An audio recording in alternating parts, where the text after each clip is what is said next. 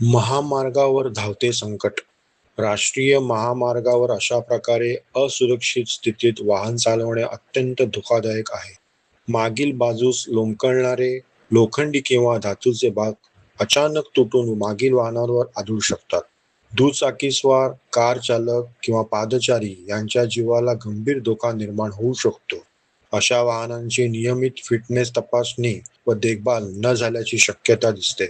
महामार्ग पोलीस आणि प्रादेशिक परिवहन विभाग (आरटीओ) यांनी अशा वाहनांवर तात्काळ कारवाई करणे आवश्यक आहे.